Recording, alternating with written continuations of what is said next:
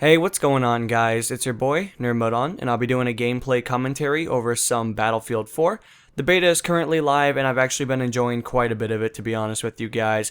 It was a little buggy when it first came up for about the first 3 hours, but I think it's starting to stabilize now. DICE is really starting to push through a little bit more effort into that actual server side, and everything seems to be kind of equaling out. I know when I first jumped into it, I was getting about 20 frames, and it was unbearable. It was to the point where I was like, maybe I should wait a couple of days, but I figured I would tough it out, and believe it or not, everything just kind of seemed to work out now. As of the moment, you kind of want to focus mainly on trying to find a server with a very low ping. That'll make the experience a lot better. Definitely go into your graphics settings and tune down some stuff because, well, as you would expect, it is a beta. The game is completely not finalized by any means, and the beta's only been live for a few hours. I see a lot of people in the chat already throwing a hissy fit, starting to cry and all that stuff, and it's a little unbearable. It's a little sickening to, I guess, the stomach, but DICE will definitely get things changed. They'll definitely get on top of it, and the experience will become better, but you just got to give them a little bit of time, of course.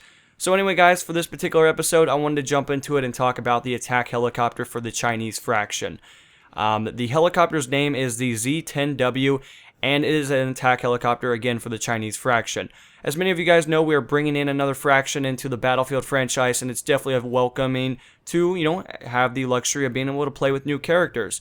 And I would have to say that I definitely enjoy the attack helicopter, though in first-person mode it can be a little obstructive just because of how it's designed. There are some pieces that kind of decrease your field of view and at the same expense also make it a little bit more difficult to track enemy targets. But, as you guys get better, as you guys improve, as we as a community become a little bit more familiar with the particular helicopter, it won't be that bad. But I would definitely say it's far worse than probably the Havoc. If you guys remember Battlefield 3's Havoc, it's a little bit more obstructive than that. But you guys can definitely see that on screen as I'm flying around doing some maneuvers through some buildings and taking out a few ground infantry and vehicles along the way. So, anyway guys, some of you guys might be curious to see what kind of firepower the Z-10W brings to the table. And it's pretty standard. It's an attack helicopter. You're not going to see any advancements as of the beta that is a little bit any different from Battlefield 3. It does come standard with the rocket pods, which is pretty good, but as you guys will commonly see that you only have a select amount of available rockets within the actual pods, but at the same expense on backup. And that's kind of something that I've had to get used to. You kind of have to back off of the targets a little bit more than maybe you'd like to. Base raping is not as familiar as maybe it once was in Battlefield 3, especially for the attack chopper. And that's not a bad thing by any means. Base raping was something that you commonly saw, at least on the PC side of the chat. You'd see a lot of crying about it, and, that's completely understandable, of course. Console, not so much, just because there's not enough people to the point where there's any chat mechanism that's really there, and a lot of the time the hate messages that come through that system is just pretty standard for that crowd anyway, so nothing really changes too much in that, I guess, dynamic. But anyway, guys, back onto the main subject. The rocket pods do come standard with it, followed by the anti-air missiles. And they're pretty cool. You guys will see that it does have a different lock-on capabilities this time around. They've definitely went in and revamped the system to make it a little bit more appropriate and a little bit more, I guess, awesome in some aspects. You guys will definitely see it, and it makes a different noise, and I like the functionality of how the new attack helicopter is definitely formatted. It's a little different compared to Battlefield 3, of course. The maneuverability is on a completely different scale, and you guys have probably seen me go through a few buildings, and I'm going to be honest with you guys, I'm playing on PC keyboard and mouse. If this was on Battlefield 3, I would have, smashed the helicopter probably into the side of the wall, or maybe the ground for some circumstances, but I'm a little bit more familiar with this one, and I feel like I can actually navigate through the buildings, and, well, I feel like I have more control over it. So hopefully that's how you guys are feeling. But overall, I'm definitely digging the new attack helicopter. I think it's a little bit more noob-friendly in some aspects, but definitely skilled players are still going to dominate. It's not like the noobs are going to have any advantage over any of the veteran players that have been playing Battlefield since the beginning, of course. But anyway, guys, you guys will be seeing the gameplay on Siege of Shanghai. That is the beta map for the Battlefield 4 beta, and it's a pretty good map. It also has a lot of functionality that I will be bringing to you guys in the near future, of course. I have been saving up quite a bit of tank gameplay that you guys will commonly be seeing here soon, followed by a little bit of infantry, of course, but I'm going to sprinkle in a bunch of other good stuff along the way.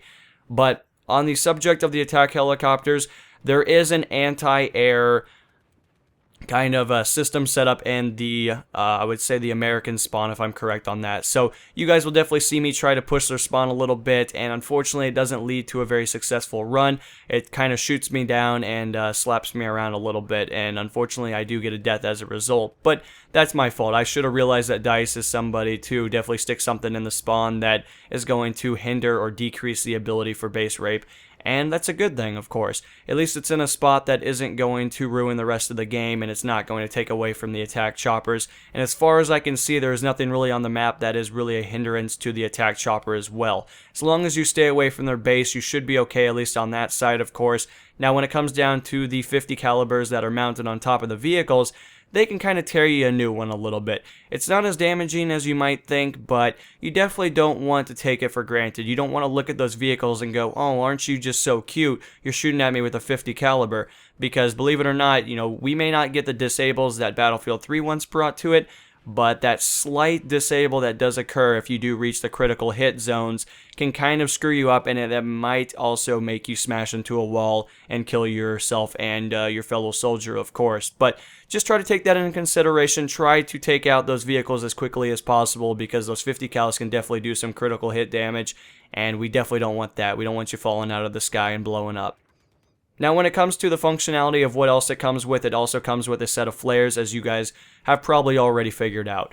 Unfortunately, I'm a little behind on trying to trigger my flares. I just need to get my keybinds kind of set back up and all that good stuff, and I will get a lot better at that, but you guys will see that I'm a little too late, and a lot of the times that we do get critical hits, I do recover, and I do have the advantage of getting out of there in a safe and hopefully friendly manner to definitely back up the reinforcements that will be coming in the near future. But anyway, guys, that's about it. If you guys have any other questions about the attack chopper, I'd be more than glad to share some information.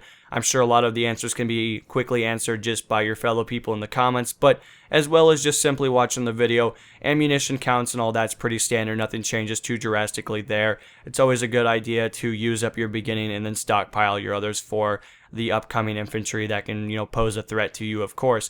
Anyway, guys, that has been the episode, and I hope you guys enjoyed. I'll see you in the next installment, and this has been NMO, and I'll be signing out, guys. Peace.